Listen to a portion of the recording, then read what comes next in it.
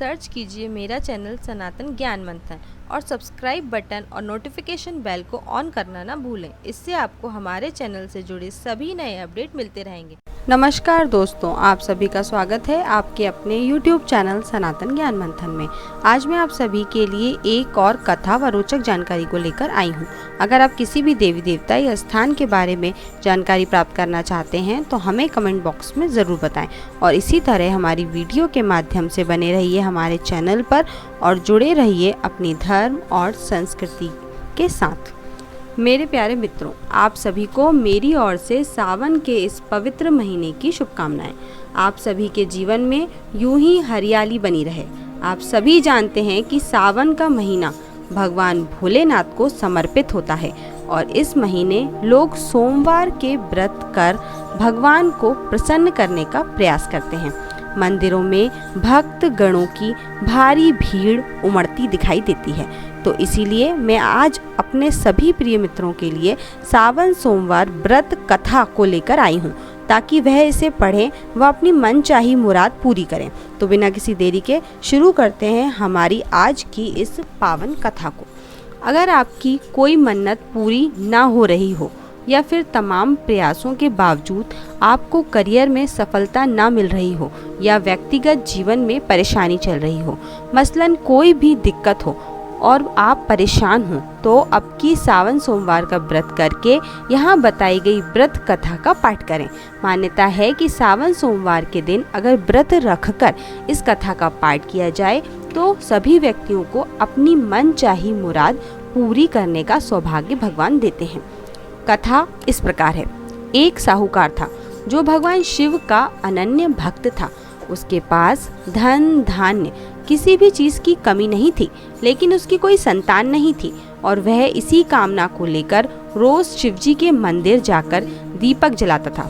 उसके इस भक्ति भाव को देखकर एक दिन माता पार्वती ने शिवजी से कहा कि प्रभु, यह साहूकार आपका अनन्य भक्त है, इसको किसी बात का कष्ट है तो आपको उसे अवश्य दूर करना चाहिए।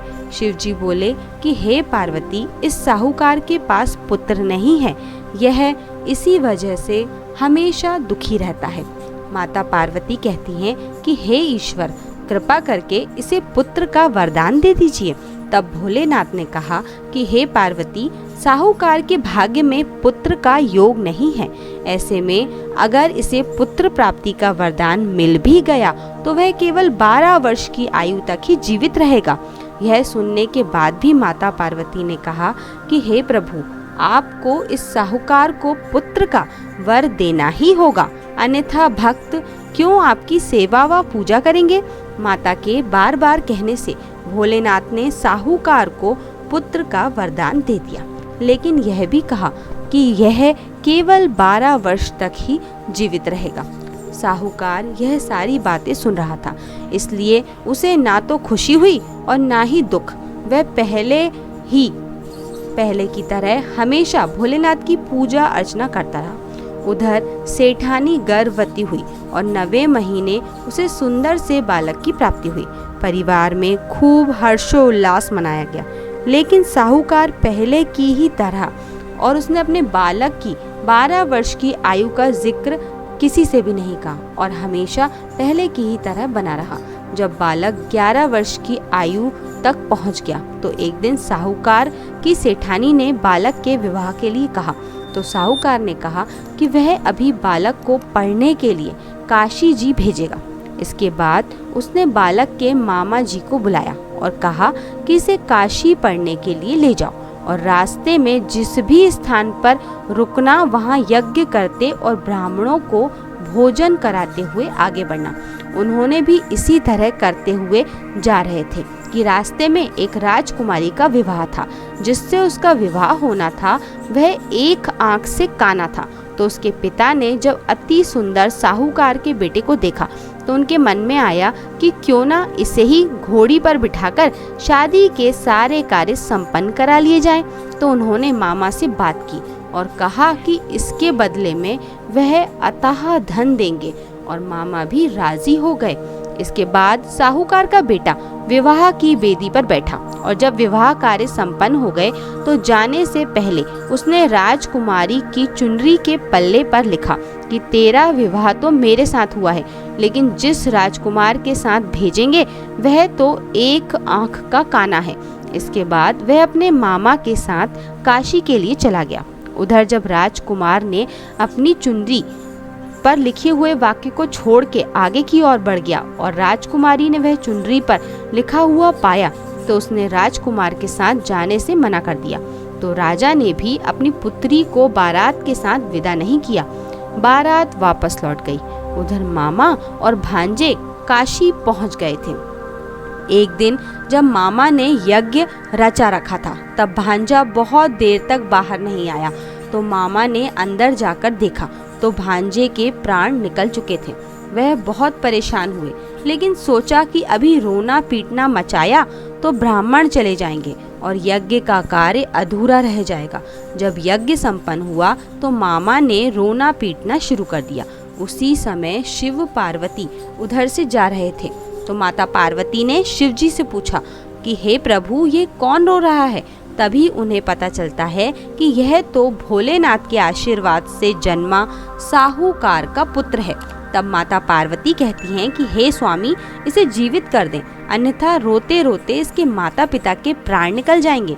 तब भोलेनाथ ने कहा कि हे पार्वती, इसकी आयु इतनी ही थी सो वह भोग चुका है। लेकिन माँ के बार बार आग्रह करने पर भोलेनाथ ने उसे जीवित कर दिया। लड़का ओम नमः शिवाय करते हुए जी उठा और मामा भांजे दोनों ने ईश्वर को धन्यवाद दिया और अपनी नगरी की ओर लौट चले। रास्ते में वहीं नगर पड़ा और राजकुमारी ने उन्हें पहचान लिया। तब राजा ने राजकुमारी को साहूकार के बेटे के साथ बहुत सारा धन्य धान्य देकर विदा किया। उधर साहूकार और उसकी पत्नी छत पर बैठे थे। उन्होंने यह प्रण कर रखा था कि यदि उनका पुत्र सकुशल ना लौटा तो वह छत से कूदकर अपने प्राण त्याग देंगे।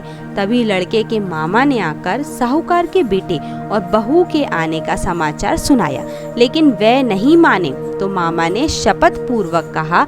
तब तो दोनों को विश्वास हो गया और दोनों ने अपने बेटे बहू का स्वागत किया। उसी रात साहूकार को स्वप्न में शिवजी ने दर्शन दिया और कहा कि तुम्हारी पूजा से मैं प्रसन्न हुआ। इसी प्रकार जो व्यक्ति इस कथा को पढ़ेगा या सुनेगा उसके समस्त दुख दूर हो जाएंगे और वह अपनी सभी मनोवांछित सभी कामनाओं की पूर्ति कर पाएगा। तो आज के लिए बस इतना ही दोस्तों। हम कल फिर मिलेंगे एक नई कथा व रोचक जानकारी के साथ। अगर आप सभी को हमारी ये कथा पसंद आई हो तो इसे लाइक करें व ज़्यादा से ज़्यादा लोगों के बीच में शेयर करें और हमारे हिंदू धर्म से संबंधित कथा व जानकारी के लिए सब्सक्राइब करें हमारे YouTube चैनल सनातन ज्ञान मंथन को और फेसबुक पर फॉलो करें हमारे पेज को। अब हमें दें इजाज़त। धन्यवाद दोस्तों।